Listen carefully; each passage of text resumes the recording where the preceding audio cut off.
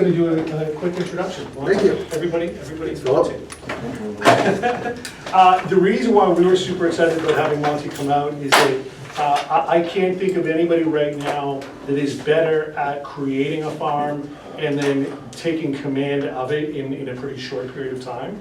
And that's certainly something that I think everybody could learn something from. So we're super happy to bring Monte out here, all the way way north of Burris Street, which is totally foreign.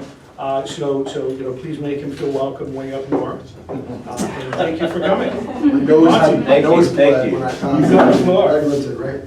Thank you very much. Nice to meet you all. My name is Monte Burris, and I am the owner of the Trust Realty Group. And I'll tell you a little bit about my background. I do not have some formal presentation or anything like that. I prefer just to talk a little bit about my experience, some of my best practices, and you can take from that what you want, what you think is worthwhile, and run with it. Please interrupt me at any time with questions. I'm happy to answer any questions at any time.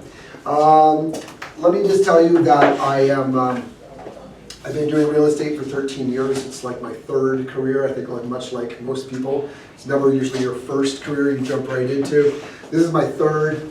When I was living in New York City, actually, and selling software. I used to sell the software that to Hollywood and to production companies that you would text message to vote. So if you ever text message to vote for American Idol, I sold that software. That's what I used to do. Sounds really sexy. It was not. It was horrible. I hated my job. I hated my life. And I was in this long distance relationship with a woman in Toronto, and I got tricked, and I ended up in Toronto. And so yeah, goodbye Manhattan and hello Toronto, and there you go. When I came to Toronto, I obviously didn't know Toronto. I'm not even from Toronto, I'm from Vancouver, of all places. I didn't know Toronto, and I was thrust into how I went into real estate was I've got an aunt who's been working in real estate in Toronto very successfully for many years. And as she thought more and more about retiring, she wanted to try to find somebody to take over her business. This is a very typical story with most real estate agents. You probably know. When I came in 2007, she was 2 to 3 years away from retiring.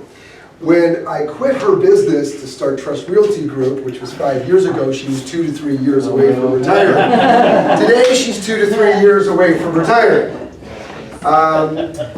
My aunt, I'm very grateful to her. Her name is Avril Wendt, if you ever have come across Avril Wendt. The WB group is 13. With Frank Patuca, they're out of the KW office. Anyway, that notwithstanding, she was very good to me. She taught me a lot of things. She worked off of a philosophy. Her business was built off of a philosophy called by referral only. Everybody knows that, right? Yeah. Joe Stumpf, right? Joe Stumpf and by referral only, there's a lot of great things to say about that practice. I incorporate a lot of by referral only into my business. But I think if you would ask my aunt, one of the things that she regrets most about developing her business was that she leaned so heavily on by referral only that she didn't farm at the same time. So she worked her database so extensively, and she did very well by it. But what she would say is, in fact I heard her say it, is she probably should have started farming at the same time, either the area where she lives or an area close to that she lives that she feels very strongly about, and run the by referral program in conjunction with the farming program, okay? 5 years ago when I decided to leave her and start up my own team, well, there's a good story behind that, but I'm going to digress too much here.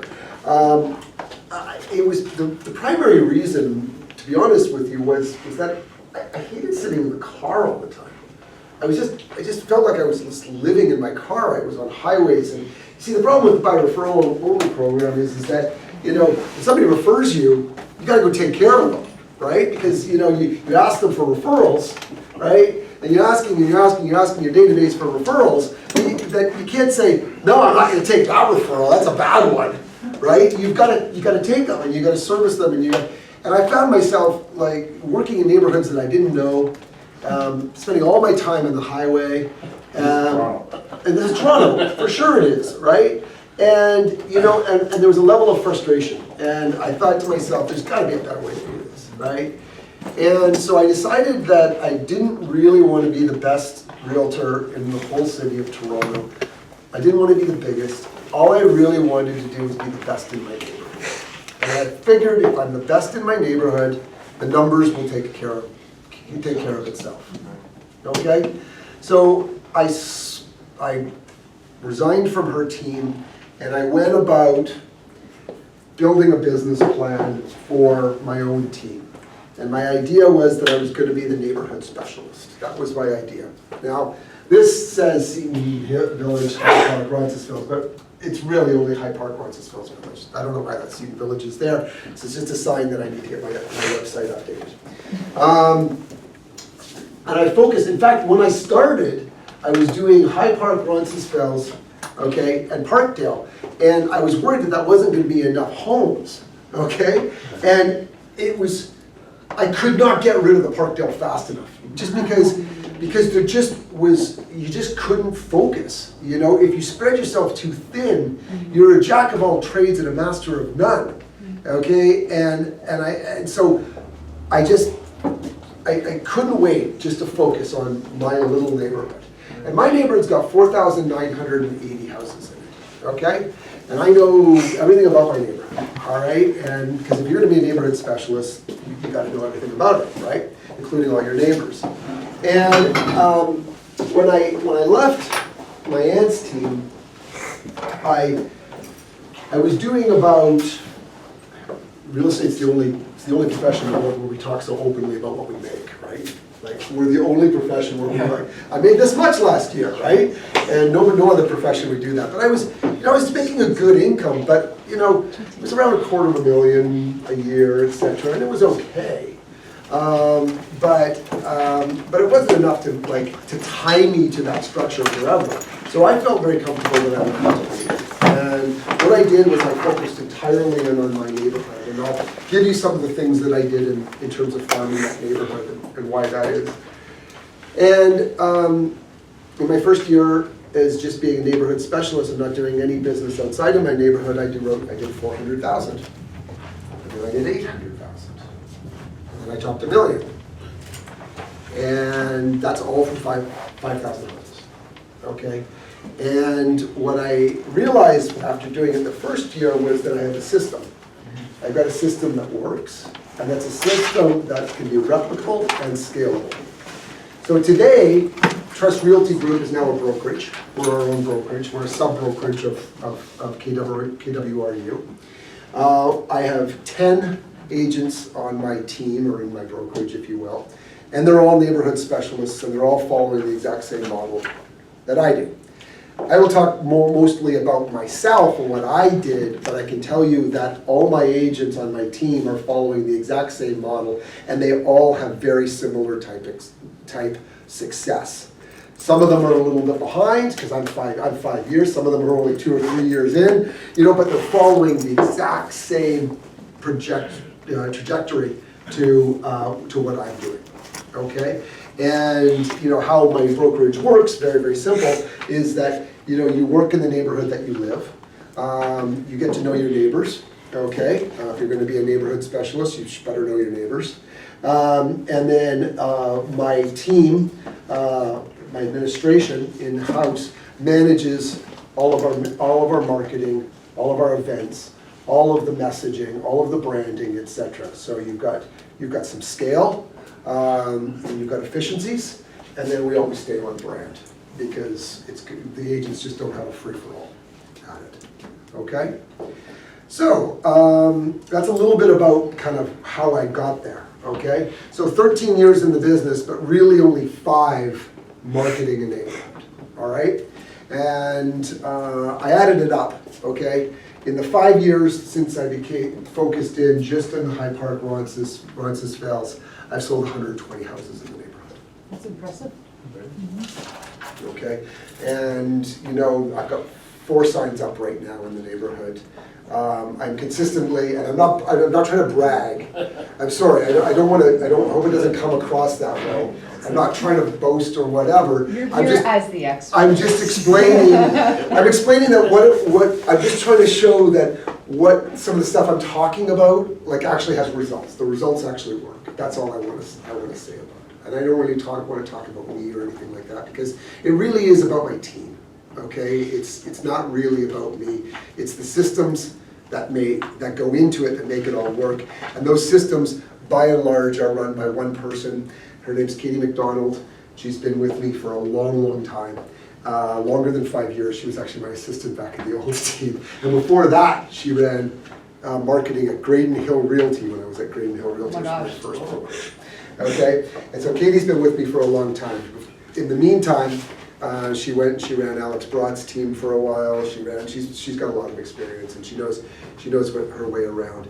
And she's my head of operations, and I'm really, really happy to say that last year I gave her a percentage of the company. So now she's an owner of the brokerage. She's a principal owner of the brokerage. And that's part golden handcuffs, but it's also part reward for job well done.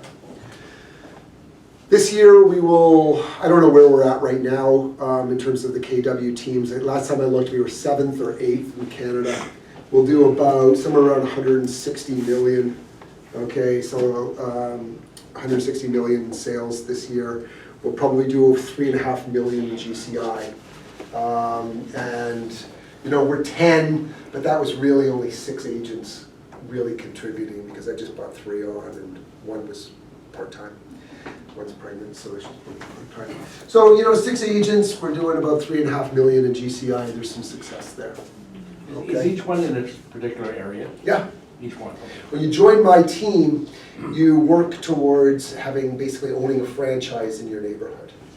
Okay, and so you're the local expert in that neighborhood, and if I have business, so for example, Juliet Fergus is my expert in the Danforth East. And Juliet's been a fantastic success story for me. Like when she came to me, she was struggling. She was making about $60,000-$70,000 a year. She'll do $400,000 this year, and she is the name in the neighborhood for sure. Same model. I mean, if her price point was the same as mine, she would be better than me.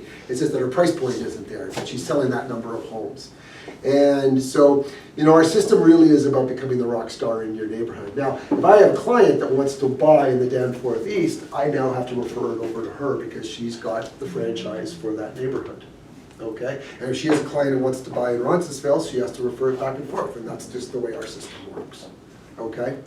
So let's talk about what farming is, okay, and why we want to do it. First off, it's not instant success. I can tell you that right. I mean, the reason it's called farming is because it takes a long time for things to develop. Okay, but if you're going to farm a place, first off, how do you pick where you want to farm? So who here is doing some farming? Okay, so Irene, I know you are for sure. Yeah. Okay, so just a few of you. All right. So what are we doing? What are you doing so far? Knocking doors, Okay. phoning, dropping things off, trying to establish relationships with people so that they Right. think of me when they're thinking about selling. Right, okay, and so knocking doors is fantastic. Now, we live in this whole business is all about databases, right? This real estate's all about database, right? You know, the new agents, they come to me and they go, how do I have the success, etc. And you know, a new agent, they always do 5 or 6 deals in their first year. Always. 5, 6 deals in their first year. And then they wonder why in the second year they only did 2, right? And it's like, well, yeah, because you got your friends and family out of the way now, and now you don't have a database. You haven't done anything to actually build a database, right? That was spending your friends and family, right? And so it's all about a database. And so, you know, the study shows is that, you know, for you have to have 50 people in your database to produce 1 deal. All right, you want to do 10 deals, you have to have 500 people. And of course, in that database, people are going to be dropping off, they're going to be, you know, they're going to be leaving, they're going to be unsubscribing, all that sort of stuff. So you've got to constantly be refreshing your database. And door knocking is certainly how I started. It's good. Okay? Yeah. And so I started with door knocking, and now I don't door knock because I kind of don't have to, but,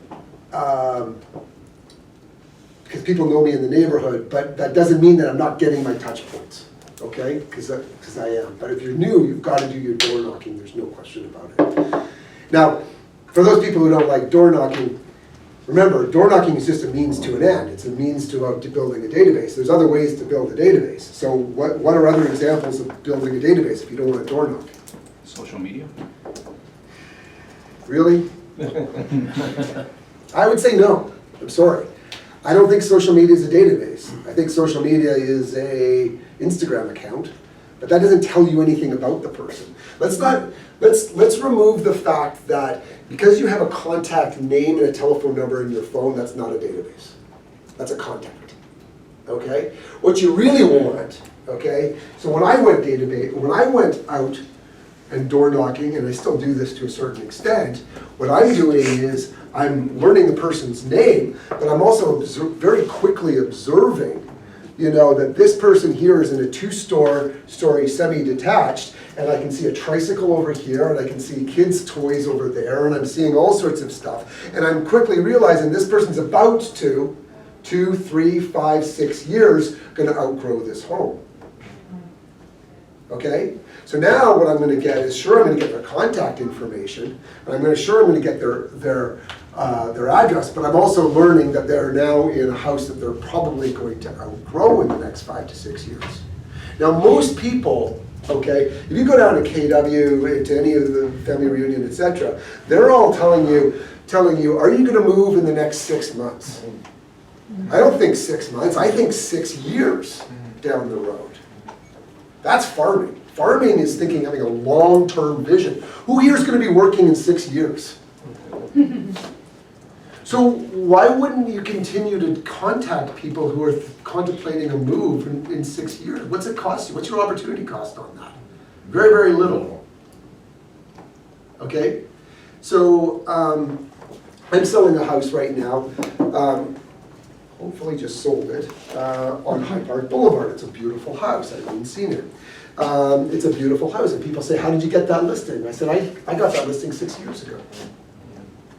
6 years I've been keeping in touch with those people, you know? And so don't have too short of a vision, because farming takes a long time, right? And so I dropped them Christmas baskets, I sent them cards, I sent them all sorts of different stuff, okay, to keep in touch. Nothing over the top by any means, but would you not invest, let's call it $100 a year for 6 years to have a $90,000 paycheck? Who wouldn't? So think about the long-term vision, right? Does that make sense? Yeah, I was gonna ask, what do you do over that 1 year? Do you have a? Okay, we'll get into that. We'll get into that. So I'll give you some examples of, we do a lot, okay? And I mentioned baskets, okay? So one of the things I'm well known for is my holiday baskets, okay? And if you go into my neighborhood, people who've done business with me know me for my holiday baskets. So my idea behind the holiday baskets was this, okay? Who here sends closing gifts? Okay. You know, there's a mixed thing about closing gifts. One is that it's really nice that you sent them that, etc. But the problem with them is their whole house is full of boxes. They're moving, they're disheveled, sometimes you don't even get a thank you because it's like, oh, I gotta remember to thank you, that person. And they put it over in the corner, it kind of gets forgotten, you know what I mean? And I still send a closing gift, but I send a very small closing gift, just as a token thank you, okay? But my big thank you is the holiday basket. And the holiday basket that I have built for me, last year I spent $30,000 in holiday baskets. $30,000 in holiday baskets. What was it, about 300, okay? No, 400. Anyway, what they are is they're hand curated. Now remember, I am the neighborhood expert, so I don't go to Costco and buy a basket nobody cares about, okay? I go to my local suppliers, and I hand pick stuff from each one.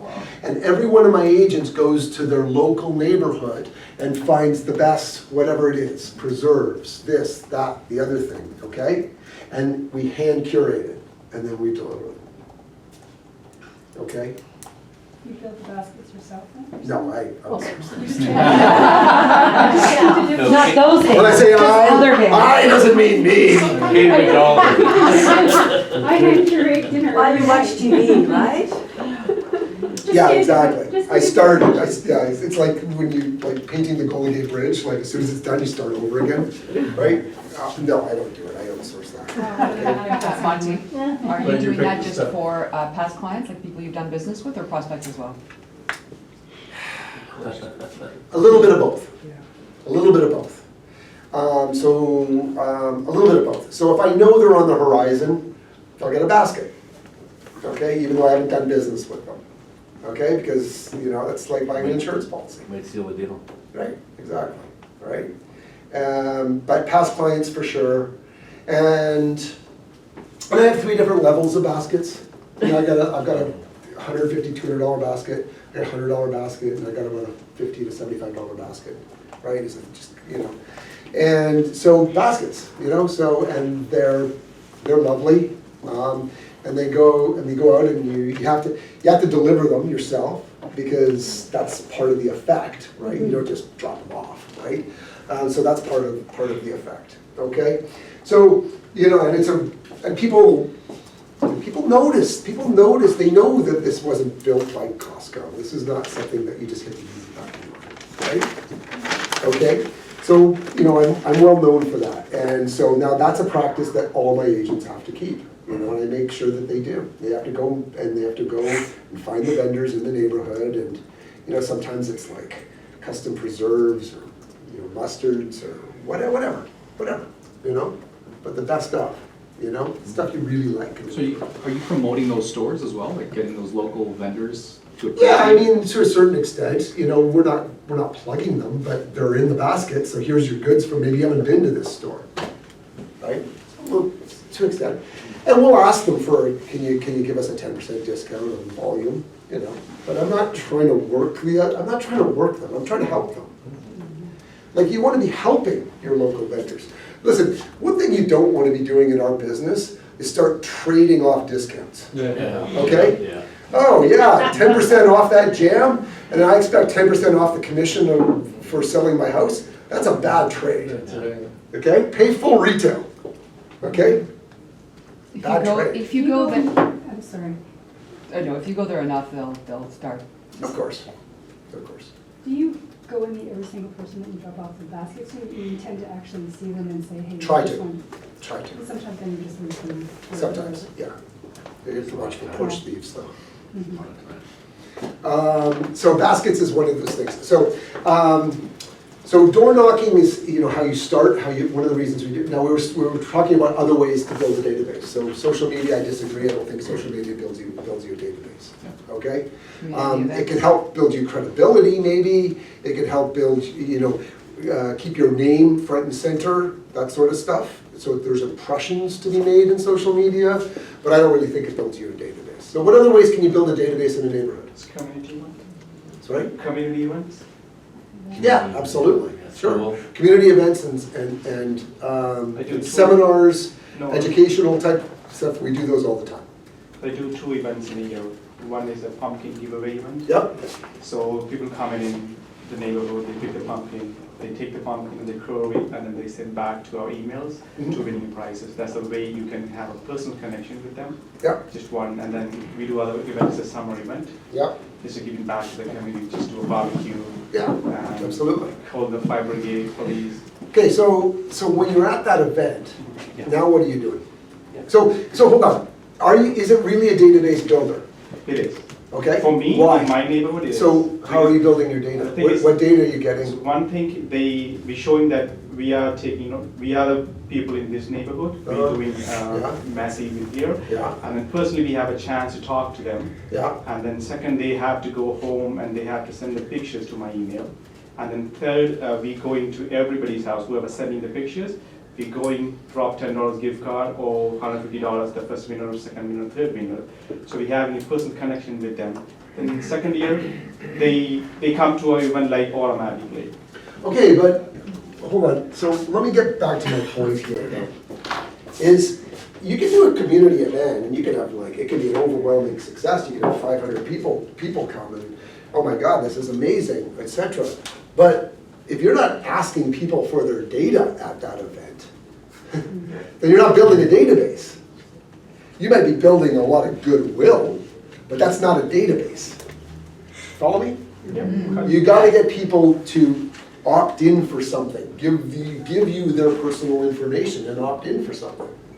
You know? So for example, if I'm gonna give you my personal information, here's my email account, here's my home phone number, here's my personal information, etc. I better be getting something back. What am I getting back?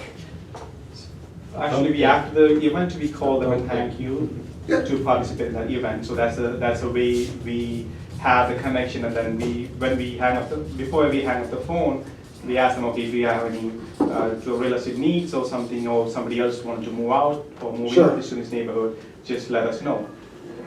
Yep, okay. Look, I tell my agents all the time, if you're gonna go knock on somebody's door, or if you're gonna call them, okay? If you're gonna bother them, then you better be offering them something. You better have something to give them back for their time, okay? And listen, that doesn't necessarily mean you have to go buy and give them a gift. That's not what I'm talking about. Sometimes it's data or information that they're into, like what the house sold down the street for. That's giving them something back, okay? You know, they're like, oh, that's interesting. You know, I didn't realize that they, you know. Or, for example, why did the Simpson house sell for more than the Jones house? You're giving them something back now, right? Okay, so you gotta make sure you're giving them something back. Okay, that's the first thing. Events. You know what Juliet does? Juliet hates, I'm gonna talk about Juliet a lot, because she's one of my success stories. Or I can talk about Cindy, who works in Mississauga, another one of my fantastic success stories. So what she does is she does walking tours of the neighborhood. So it's a fitness way, you know, they go for walking tours, etc. You know those groups, you see all walking around, etc. She just happens to make sure they all walk by her listings and all the other houses that are for sale, and then she can talk about them all. Okay? So, you know, so some sort of exercise type event, right? Get people out, right? So, listen, database building is really just meeting people. That's all it really is. So meeting people, okay, and then asking them permission for further communication with them. That's all it really is. So, but the key for yours is that, again, is the latter part. So you got them there, now you gotta go and make the next step and say, can I continue to communicate with you? And how am I gonna do that? Well, I need your data. Thank you very much. Right?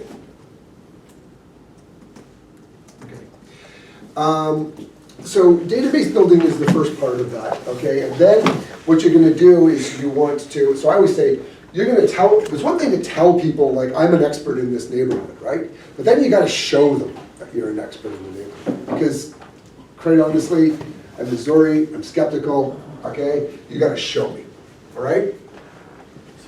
So how are you gonna show them that you're an expert in the neighborhood? How are you going to show them you're an expert in the neighborhood, even if you don't have any listings there? So I'm showing people all the time because I've got a track record that my sign keeps popping up, right? And that's showing people in and of itself. So how are you going to show people now? You gotta know every house that's sold and what's for sale. And Excellent. tell them the details of the house. Okay, so you're going to show them by what? How are you going to show The them? knowledge. Yeah, so you've got the knowledge, and how are you going to distribute the knowledge? Newsletter or social media. All right, so let's talk about a newsletter.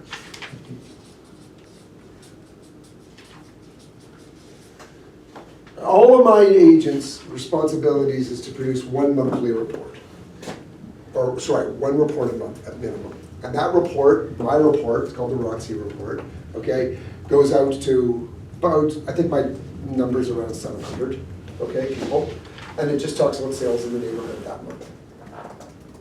Now, people get all sorts of newsletters from realtors, don't they? Lots of them. Cookie cutter. Cookie cutter, right? What do people care about? Do they care about what the average sale price in Toronto is? Do they care what the average sale price in Canada is? How many new people's newsletters have the average sale price in Canada? Who gives a crap what the average sale price in Canada is? It's totally not relevant to me, at all. What they care about is what the house down the road sold for. That's it. That's all they care about, don't they? Is the market up? Is the market down? What the house down the street sell for? That's all I care about. So that's what you need to deliver them. Don't deliver them any more than that. They don't have an appetite for it. In fact, as soon as you start giving them stuff they didn't ask for, they'll tune you out. With websites like Zillow that show past sales numbers, like how do you avoid being redundant? Like they could say, I already knew that if they receive that information from Is our Zillow. job, I don't think anybody here is old enough, but there used to be that we were the keeper of all houses for sale, Yeah. right? If you wanted to know what was for sale, you had to call a realtor, okay? Now, I guarantee you, your buyers are on Realtor.ca more often than you are, okay? Or you're on Stratus, right? Way more. I'm too busy to go on Stratus. I'm lucky if I get on Stratus twice a day, right? Because quite honestly, my clients aren't asking me to introduce them to houses. They're seeing the houses before I am. What are they asking of me? Yeah, context. What's it really worth? So it's advertised for this. Is that too much? Are they looking for a bidding war, or is it just a negotiate down? What do you think of the schools? How much does it cost to renovate the basement? What's the kitchen cost? How much can I get for the basement apartment? What do you think of the neighborhood? What's the commute time? How far is it to walk to the transit? They're asking for context, right? We're not the keeper of the houses anymore, but what we do provide is we provide an expert opinion on all of the other matters that go into the house, correct? Right? That's our value, correct? Right? So your value is not telling them the sold price. Your value is telling them what you think of the sold price. Make sense? Is Zolo doing that? No. Okay? Monte, you just mentioned the newsletter goes to about 700 people? Yeah. What about the other 4,200? I'm trying to get them to subscribe one at a time. Oh, Larry. this isn't the massive farm drop. This is the people that are This is- actually on your database. Yeah, Got it. 100%. Your Mets. Okay, hold on. Yes, exactly. And not all of them are going to be my clients, right? Right. And I've got agents that try to sign up for my newsletter. I purge them as often as I can. So you're referring to direct mail, not No, this is email. Oh, This is an email. This is an email. It's an email report that goes out. This is not a mass mailing. Okay. This is an opt-in. Now hold on. Let's just be clear about this, okay? Because there's some RICO guidelines on this. All right. Can I walk down the house, go see a house, okay, and then put up a YouTube channel to say this house is a piece of crap, don't buy it, no matter what, I think the basement leaks, I think it's gonna fall down, there's no way, can I do that? No. No. Can I go and do a YouTube video that's private, okay, and share it with my client that says that? Yes. 100% I can. Yeah. 100% I can. You see the difference that I'm getting at here? You can speak honest as you want to your clients, can't you? Well, you would do it in a showing anyway. Of course you said would. Bateman thinks it's- That's what they're asking for. They're asking for your opinion, aren't they? Right? Right. Okay? Did you see where I'm going with this? People want honesty. They don't want you to try to sell them that house. They want to know what you honestly think of that. It's advice, not data. That's what they want. Right? And what is that doing them? What is that doing for you? Showing your It's home. showing them that you're the neighborhood expert. Isn't it? Follow me? This feeds this. Got it? And once you've established this, this will grow on its own. It's cyclical. Does that make sense? Okay? So this feeds this, and it becomes a circle. Yes? So I know you mentioned, obviously, the first part of your career, you weren't farming, now you are. I guess the question is, now that you're focused in Roncy and Hyde Park, how do you deal with communication to the people from like the older days who maybe live in completely separate neighborhoods? Do you have a separate e-blast that's more general that you send? Are they part of the Roncy blast? No, because again, they don't care about that. Right, so that's fine. You're gonna have to make a decision at some point in time what you are. Yeah. Okay, so, talking about value propositions, okay? Everybody has to have a value proposition. If you're selling something, you have to have a value proposition. What's Frank Leo's value proposition? Everybody knows Frank Leo, right? What's his value proposition? Sell your house or I'll buy it. I'll buy it, right? I It's thought it was exactly, that girl in New York. I'll buy it, right? Okay, it's a safety net. That's his value proposition, right? Okay, none of us here work for Sotheby's. Anybody here work for Sotheby's? No. You do? What's Sotheby's value Did. proposition? I did. You I did. did. What's Sotheby's value proposition? It's all branding. Pardon? It's all about their brand. It's status, Yeah. isn't it? Right? There's a value proposition attached to everything you buy, isn't there? Right? What's your personal value proposition? Think about it. There's 65,000 competitors of yours out there. What's your value proposition? My value proposition is nobody knows my neighborhood better than me. Pretty straightforward. Right? Everybody knows Josie Stern, right? Oh, whose farm's better than Josie Stern? She doesn't even need to farm anymore. She still does. Gary Keller says that nobody can have more than 20% market share in a neighborhood.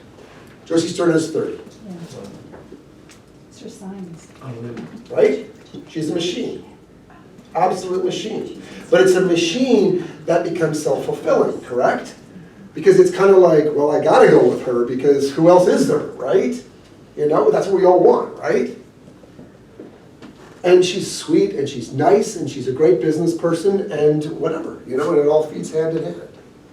I like Josie, I got a lot of respect for Josie. Okay.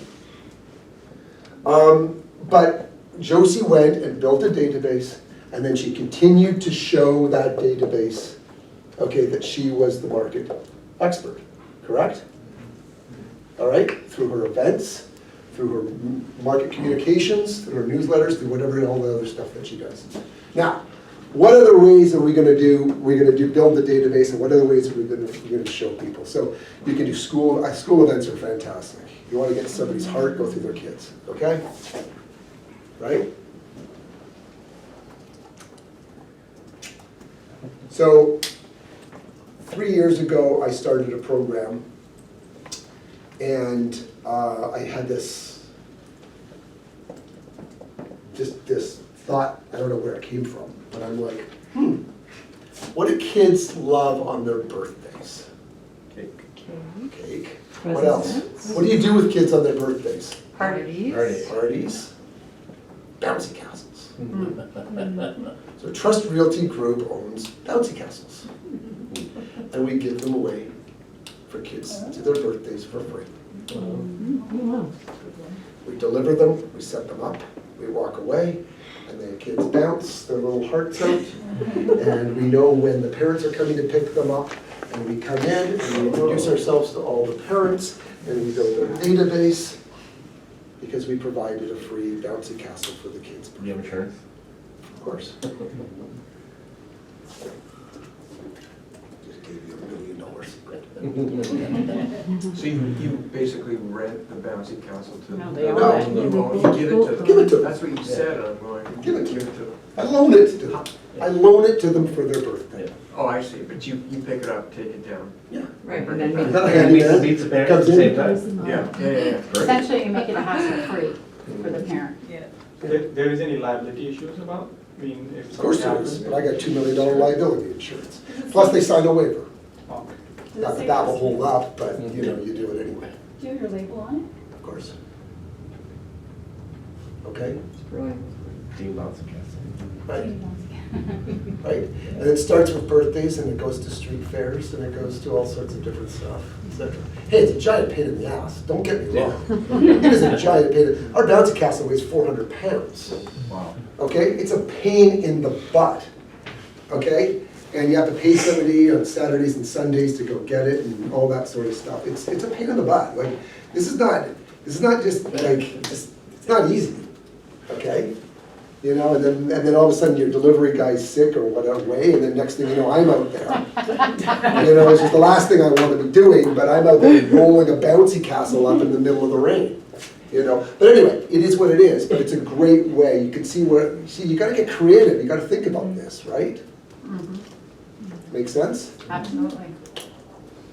So I just gave out, today and yesterday, I gave out, all of our agents gave out, over 2,000 branded lights. They attach to your kids' zippers, and it glows for Halloween. So the kids are walking around with glow lights on for Halloween, okay, that say Trust Realty Group on them. Right? Walking advertisement. Right. Well, we care about kids' safety, right? Is that through door knocking or just who do you give those to? We go to schools. Schools, okay. Yeah. We go to the schools. And schools allow you to distribute? Yeah. Yeah.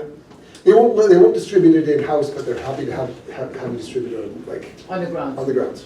So you don't get the personal information back in No. those cases? No, Just give it's it just away. good. We just work. give, it's just Just goodwill. branding. It's just goodwill. Yeah. Parents will see it. Exactly, wasn't that nice? That's thoughtful. That's all you're looking for in that. Okay? So, your report and your ongoing communication are absolutely critical, okay? And from that, you have to be honest with people, okay? This cannot be sugar-coated. It's gotta be you gotta be real In your newsletter? in your newsletters. So can you give me an example of what you're, like, just a quick example, what are you saying? I'm really, as you may have noticed, I'm very blunt. Yeah. So I'm very candid in terms of mine, okay? I basically talk about, 50 Hewitt sold Yeah. for $3.25 million last week. It was a beautiful house, but $3.25 million is a ridiculous price to pay for a two-story house with no parking. To me, you could have done way better, like I'm right out there. And what about the owner for Hewitt? I don't give a shit. You don't give a shit? It's what I feel. People ask So me. the owner's what my happy they got opinion is. 3.2. Yeah. The buyer. They weren't my client anyway. Still buying. They weren't my client anyway, they're just moving now. So I don't care. Listen, I'm not gonna get everybody. I'm not gonna make everybody happy. Don't try to make everybody happy. You try to make everybody happy, you're gonna make nobody happy. Okay? I don't need, I know very well that there's a lot of people out there who aren't gonna like me. And I'm okay with that. I just need enough of them to like me. You see that in the Globe and Mail too, or maybe it's the National Bugle, they'll say this sold for such and such, and it's a lot of money for something with only one bathroom or whatever. Yeah, well, the mashes are They're trying not to make always friends, are they? just, yeah. Right? Right? But people want the kid. The reason people read the MASH or anything like that is because it's honest. They like the honesty about it. So are you, for people, your clients that are not in your farm, are you, customizing each newsletter for people that live outside of that farm? Or have you already? No, my agents So you've given. each have their own farms. Yeah, okay. My agents all have their own farms. All right. Okay? And listen, I'm not telling my agents to be me, by any means. They're not. I don't want them to be me. I want them to be themselves. Okay? But and like you guys, I would tell you to be yourself. Okay? Just be yourself. But these are tools that will help you build credibility. These are tools that will help you build a database. These are tools that will get people's attention. That's all I'm trying to tell you. And again, I'm not even telling you to do that. Listen, there's a million ways to sell real estate. Okay, I'm just telling you the one that worked for me. Do what you want. Okay? We all know this. There's Frank Leo's way. Look, he's doing all right. Right? There's Sam McDaddy's way. They're doing all right. You know? It's just different. Personally, nobody ever thanked me for a billboard. I don't think anybody will ever thank anybody for a billboard. I'd much rather give them safety lights for Halloween and a really nice Christmas basket and a bouncy castle. Because I get a lot of thank yous for those. But I don't know how many thank yous Frank Leo gets for his bus stop signs. Right? Just me. I have no interest in that. I don't do any marketing, any print marketing. I don't. None. I've never done a bus stop. I have never done any of that stuff. I just don't do it. And when I've done postcards, and I do postcards, it's only to promote my listings, that's it. How often you send postcards, like? Very rarely. Very rare. So other than that, I mean, they're gonna see you when, like, if they didn't see your postcard in that neighborhood. Okay, so the other way that we do is I believe in video. I believe in a lot in it. Everybody knows Chuck Carlton? Chuck? No? Charlton, did you say Yeah. Charlton? Yeah. Yeah. Chuck's done tremendously well with the use of video. If you don't know him, look him up, right? Milton. In Milton? Yeah. Right? Tremendous with the use of video. All right? So I believe in video along the same way. Okay? Now, listen. Remember we talked about if I did a video that said, this house is garbage, don't buy it. Okay? Right? And I can't. Remember, people want honesty. So hold on, I'm tripping over my words here. People want honesty, right? And I'm not going to go and I'm going to go talk about a house and how great it is when I don't really believe it's great. I can't do that. I'm sorry. This is not who I am. I don't think my clients. I think it's a disservice because people would just be looking at me like, "What do you mean you think this is great?" So I'm not going to go do that. Okay? If I think it's a piece of garbage, I'm going to say it's a piece of garbage. If I think it's overpriced, I'm going to say it's overpriced. Now I can't distribute this en masse, can I? So what methodology can I send this or can I use this to entice people to build my database? Well, sorry? You can send them a video message. Well, what about if you had hey, you want an honest opinion of 123 Main Street? Click here. In order to view this video, we need your contact information and an email address. Boom. Done. Now they've opted in. Now I'm safe with Rico, and away we go. How's that? That would work, right? So you basically send it to the contact you have, or is the Facebook promotion? No, that's just an online promotion. That's Facebook. That's Insta. That's whatever. So do you do So that when they for? sign up on your website. Well, they sign up off of Facebook. Yes. Facebook ad. Yeah. Okay. Right. So we do a lot of that. So how So often do video reviews of houses in the area that you're farming. We get a lot of those. It's huge. Did you do all the houses in the neighborhood or just? Try to. How are you gonna be a neighborhood expert if you I know, don't yeah, know all the that's houses right, that are sold? yeah. Right? Listen, if you're door knocking, okay, and I finally get, there's nobody home, I'll finally get somebody and they go, hey, what's the house around the corner selling for? And you haven't been in it? You look like a fool, don't you? Oh, I don't know, I'll get back to you. No, forget it, don't worry about it, I'll move on. Right? You gotta know what's going on. You gotta know the history. You've gotta see every house. You've got to be the expert. You can't just tell people you're the expert, they'll see through you. Make sense? And then I use videos, okay, to help me build my database and show them that I am the expert. Right? And what so what you do is just stand in front of the camera and talk for like a minute or two about Do you have a 123 Main Do Street. you have a listing? Do you have a listing right now? Yeah. Show it to me. Anybody got an MLS sheet? Anything? Any listing? Whatever. Okay, I'll give there you, I you can go. do a video. And, here we go. Here, Perfect. this is Zoe's listing that is not. Take that. I need my open glasses. Excuse me. I have to decide these days whether I want to see far or away, far or near.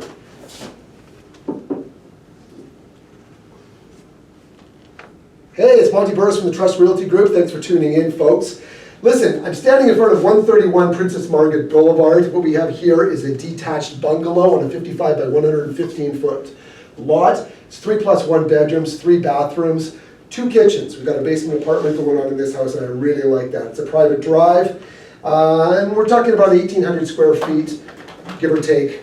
Nice house on a good location. Here's what I like about this house. First off, I love the fact that it's a private drive and you can add income in the basement. If you want to restore it to a single family dwelling, that's as easy as pie. Here's what I don't like about it. It needs new windows. The flooring is definitely, could be upgraded, etc. Plus it's only 3-bedroom on the main floor, so that's going to deter a lot of people who have, need 4 bedrooms upstairs, etc. The house is listed at $1.399 million, and I feel like it's going to sell for $1.3 to $1.35 million on offer date. My name is Monte Burris. I'm your Roncesvalles specialist. Thank you, folks. It's easy, right? Yeah. But no preparation, I mean. It's easy, right? It's not too difficult. Monte, do you have a Facebook group for your farm? No. Have you thought of it? Yeah, but it's a lot of work. It's a lot of work. You can't do everything. You got to pick what you want to do. Hire Kirby. Listen, again, there's a lot of great ideas out there. Pick the ones that work. Pick the ones that work for you.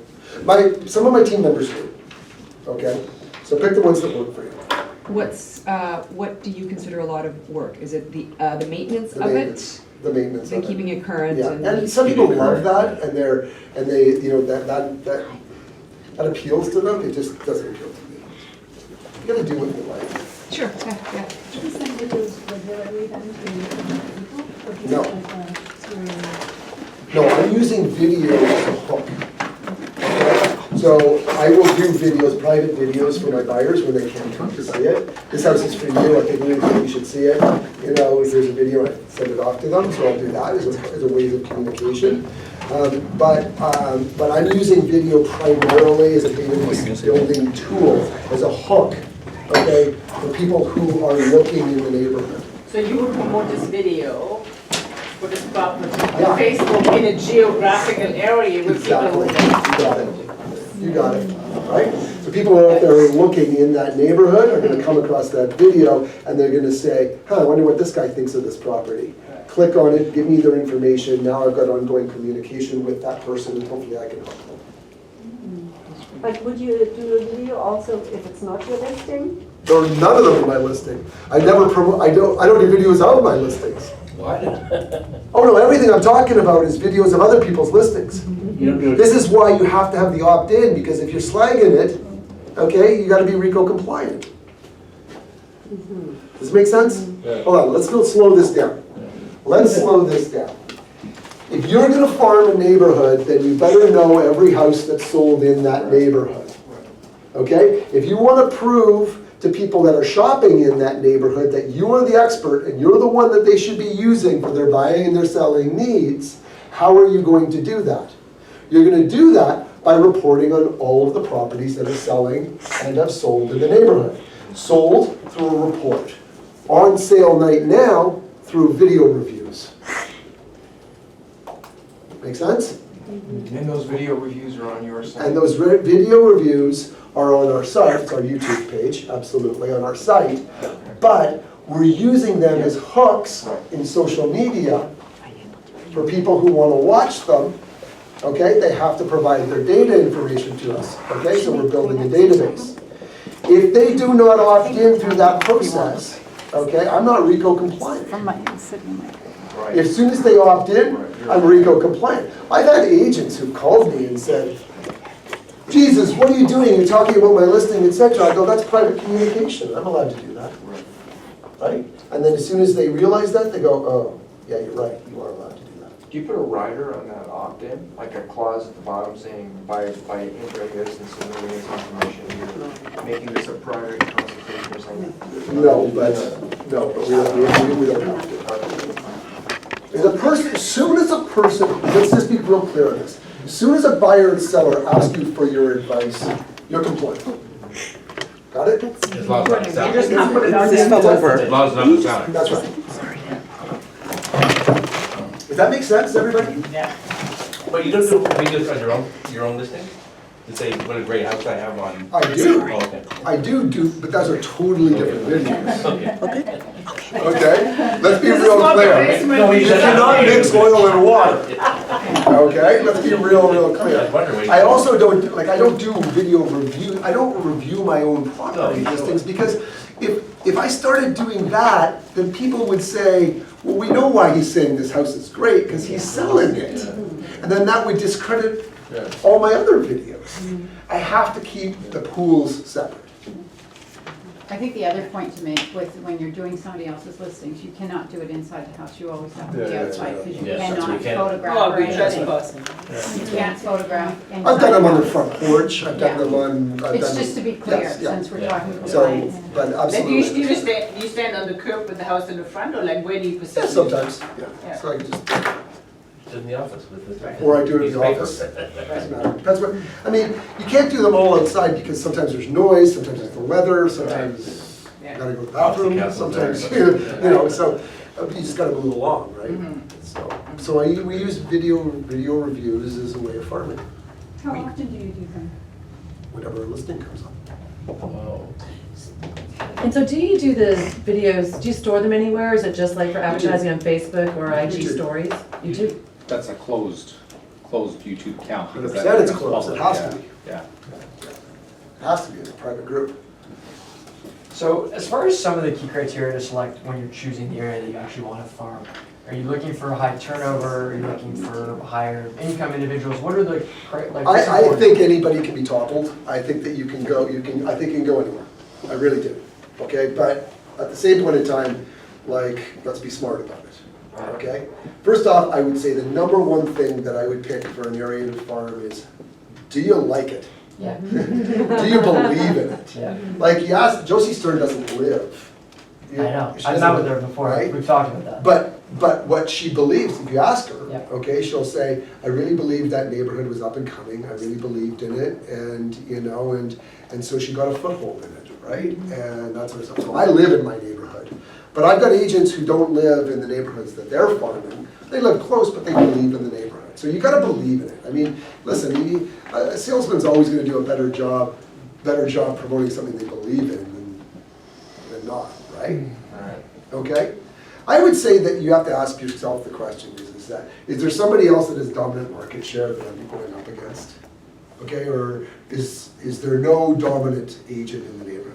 And I'm not saying that you can't go and topple somebody, you can, absolutely, I did, right? So I've got the dominant market share now in my neighborhood, but I didn't when I started, obviously, okay? And so you can topple, you know, giants even, like people are doing huge amounts of business, okay, you can. But make it easy for yourself, okay? Like I wouldn't go up against Josie Stern. Why would you? I've sat with Josie before in meetings and we've talked about areas to potentially farm. And it's interesting the way she puts it, which is the same as you, that like, why would you not go for a place that has more scattered market share? Of course, Like, it's just easier. Yeah. It's just easier. So I mean, listen, how I got my foothold in was door knocking, okay, in the neighborhood. I happened to get like one of the premier houses in the neighborhood. And at that point in time, there hadn't been a house that sold in the neighborhood for over $2 million. And I sold this for 3.3. So I toppled 2 and 3 in one sale, okay? And had the highest price sale in the neighborhood, all right? And I beat out for that listing. I beat out somebody who's, you know, pretty much a giant in the West End. Everybody knows who Andrea Morrison is, okay? She does a lot of business, okay? And so I beat her for that listing and then sold that property, and that was my foothold. So grab a foothold in the neighborhood and then expand on it. When I got the listing, I door knocked to tell everybody I got the listing. I got the listing, and I remember walking up and down High Park Boulevard, and I would knock on, and I remember there's this one, there's a series of houses that are owned by Latvian families. And I remember going to one of the doors, and the person kind of opens the door tentatively, and I said, yeah, my name is Monte Burris, I'm one of your neighbors, I just live around the block, but listen, I wanted to let you know I'm selling 35 High Park Boulevard. And then you see the woman who answered the door kind of talks to her, I guess her parents in the back of the house and says, he's selling 35 High Park Boulevard. Oh yeah, how much? 2.6 million. 2.6, ha ha ha! Slammed the door in my face. They laughed at me. A week later, I knocked back on their door. What'd you sell it for? $3.3 million. Come on in! I door knocked. I had to break up my door knocking into 2 different events because people kept giving me booze. Seriously, I had all these bottles of wine people were giving me. Anyway, so grab a foothold and then door knock around your foothold and then door knock off of your successes, right? Now then, nobody wanted to give me their information the first time I knocked. The second time I knocked, everybody wanted to give me their information, right? Do you ever phone? I don't like the phone personally. I know some people do, and good on them. It's just, to me, I'd rather deal with somebody in person. Yeah. Do you ever call your database though? Yeah, I do. I do invite them to events. So we're having an event in 2 weeks at the zoo. We're inviting a whole database to the zoo, to Toronto Zoo. So yeah, I've invited a whole bunch of people to the zoo, call them and let them know. We've also booked the Review Cinema, which is on Roncesvalles, and we're having a movie for kids. We're doing Elf, broadcasting Elf, so that's a private event. We booked the theater. That's a great venue for that. Do you find that you have any sort of way to parlay sales where you've represented buyers into showing expertise of the neighborhood area, or do you more focus on promoting when you like listings? You do not know how many people have said to me, we've been watching your video for a year and a half, and we decided we're the person we want you to represent us. To buy? Yeah.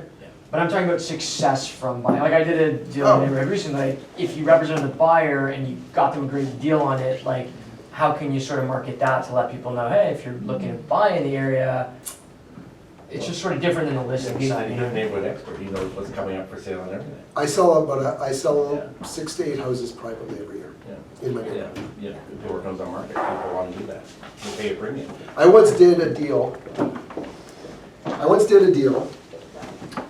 I was selling a house on Garden Avenue. The person came in who offered on the house and told me that they were going to sell a big house on Sunnyside Drive. I said to them, well, before you put that to market, I've got a buyer for that property.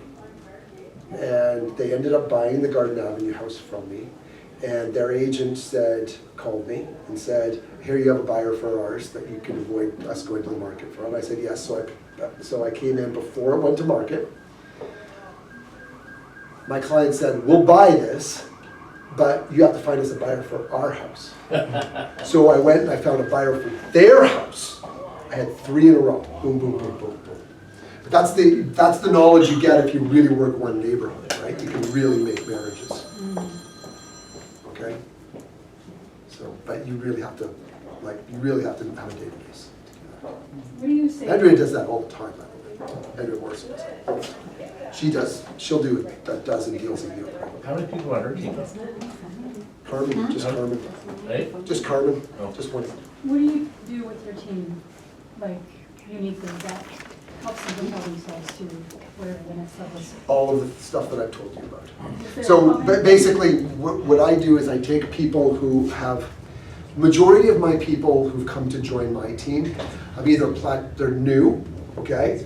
But I think that they've got promise. I don't take too many newbies on, okay? Just because they're a lot of work.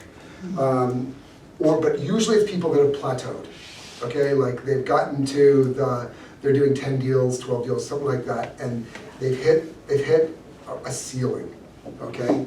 And they don't know how to move to the next level, okay? And they're either spending way too much time doing administrative stuff and marketing stuff that's not really all that good and effective. And listen, we get to a point in real estate where when we first start in real estate, all we've got is time and we've got no money, right? Remember those days? You got lots of time, but you've got no money, right? And you're completely happy doing your own marketing because you've got no money to pay somebody else to do that for you, right?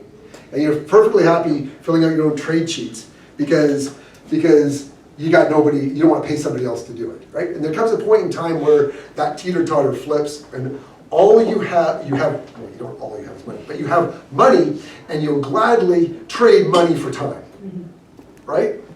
Okay? So I would gladly trade money for time right now. If I could figure out a way to get an extra 6 hours in the day, man, I would pay a lot for that, okay? So we hire people to do these things for us, right? So the thing with a team, okay, is that what you're doing is you're trading percentages for time. Does that make sense? Yeah. Okay? So that's what I'm doing with my agents. I'm keeping them focused. I'm saying all I want for you to do is to do your videos, do your report, go build the database and meet the neighbors. Okay? And in return for that, we'll handle all your marketing, we'll handle your events, we'll handle your administration, we'll handle all of that, and here's the percentage you're gonna pay me in return for that. And it's a partnership. Okay? And that's the trade-off. It's all about time and money. So, do you have anybody working with you in Roncy, or are you by yourself?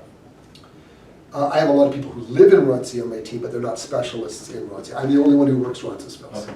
I have one gentleman who's just about to become my broker of record, and his specialty is income properties. All he does is income properties. So he's an income property specialist. That's all he does. Okay, and he happens to live in my neighborhood, Yeah. but he's got a different niche than Yeah, me. yeah. Okay, and then one of the girls, my Swansea specialist, lives in my neighborhood. No, I'm She just just saying, like, does does she Swansea. help you do showings or anything? Yeah, 100%. Okay. Because I'm gradually working my way out of buyers. I really don't want to deal with buyers anymore. I don't have the time for it. I mean, I got 10 agents on my team, so between running the team. Yeah, but your team is like, they all have specific area, none of It's those guys true, can come but help you don't know how much time. Oh, yeah, I know, it's they a lot all of keep time. up. Yeah, but those guys can't help you show in Roncy. No, absolutely not. Yeah. But yes, I do. Right, yeah, 100%. So I'm gradually working away from buyers. So my goal would be, to be honest with you, is that I'm not Manage. dealing with buyers by Managing, by next year. Or just doing listings. So your invitations to the zoo, et cetera, are going out to who? I also have an inside salesperson, by the way. Oh. Invitations to the zoo? To past clients. Past clients? Yeah. Okay. So it sounds like your model, from what you've told us, is sort of one specialist per neighborhood. I work at a brokerage and I was approached by someone to sort of like do a lead farm a neighborhood, like have 2 people. Mhm. You seen that model work I've effectively? never or- seen that model, but then what are you doing with the leads? Well, that's what I'm saying, it's like you're sort of splitting everything 50-50. Like if I can take a lead and you have a different client from your sphere of influence, you're doing it. I just think that you gotta be careful. Look, it all sounds great at the beginning, but you know. Somebody's doing more work. Exactly. Or somebody thinks they're doing more work, which is even worse, Yeah. to be honest with you. The person who thinks they're doing more work but isn't is the worst. So be careful, that's all. Yeah, no, I'm And then probably who owns, not. and then who owns what? And, Yeah, I'm probably not gonna do it, I just wanna know if you have a Right. comment on it. I mean, my agents, they'll get together and they'll door knock together, 100%, because, you know, it's more enjoyable that way. But they'll go, let's do my neighborhood on Tuesday, and we'll do your neighborhood on Wednesday. It's really clear who owns the lead. It's whose neighborhood it is. Right? You know, so listen, being a neighborhood specialist is not it's not new at all in real estate. Okay, that's as old as ever. Okay, but I think that I'm the first team of neighborhood specialists. I don't know of any others. Do you know of any others? No, it's very specialized. Right? No. Especially the way you got it, like it's their spot, that's it. You can- Yeah. Yeah. Their farm. Yeah. Well, How many there's different neighborhoods do you have? You mentioned Danforth. we've got 9 because one of them's an income property specialist. So actually I've got 2 income property specialists, to be honest with you. So that's 8. 8 neighborhoods are covered. Only 246 to go. So you're talking a lot about door knocking, but what about condos? Do you work with condos? at all? Okay, so we work condos, okay? By the way, if you wanna get a foothold in a community for farming, the best place to ever start, okay, is condo townhomes. 100%, easiest Yeah. by far, okay? Close together. Because all you need, close together, you knock, you get some traction, All the houses okay? the same. And then, right, you get some traction, you sell one, the one leads to another, now you've sold 2, now you're like the expert in the condo development, right? That's all it takes. It really is, it's the easiest, by far, right? And then you can just brand yourself as like, I am the whatever, townhouse, whatever it's called, specialist. And you can do a report just for that, right? And then that becomes self-fulfilling, right? So my Liberty, my Junction Triangle specialist, like she has huge market share in the Wallace Walk complex. She's done a ton of work there. And just because of just on the basis of that model. First, her first year in the industry, and she sold 35 million. 35 million in her first year in the industry. And this, that complex? Not just townhouses, but a lot of them. Yeah. Yeah. Honey Choi, she's a dynamo. Have you heard of Park Bench, the company? Yep. I went to high school with one of the founders. Which guy? Grant. Yeah, I know Grant. Yeah, I went to Western. So what do you think about sort of what they've been doing as far as trying to educate people on becoming neighborhood specialists? So I think the model is really, really cool, okay, because, and of course I'm going to say that because it's the same model as what we're doing, okay? No, I think the model is really, really cool. I think that They tried to convince me to advertise and then you block off the neighborhood. And I think that if you follow what they're doing, they'll lead you along the right path. Problem is, come on, we know this industry. Like, how many people actually do what they say they're going to do, or they do what you're going to tell me? Like, I've taught these things before, and so many times I've taught these courses before, and people do absolutely nothing of what I've told them. They just walk away, and they're like, "Well, that was interesting," and then they don't do anything. I should have done that. It's true. It's true. Some people will. Some people won't. I don't know. It is what it is. Just touching on the. That's why we're not an 80. We're not the 80-20 rule in real estate. We're like the 98-2 rule. Just touching on the condo thing again. You mentioned condo townhouses, but what about the buildings? You can't door knock them. No, you can't door knock. So we have to figure out other things to do. So you're not targeting anything there. We do stuff. I mean, we'll do postcards and we'll do that sort of stuff. We'll do community events. Right. You know, there's nothing to stop you from doing something outside the building. There's nothing to stop you to do things in the common area space. Right. There's not, you know, there's stuff that you can do. Okay, but you gotta get creative on it because you can't door knock.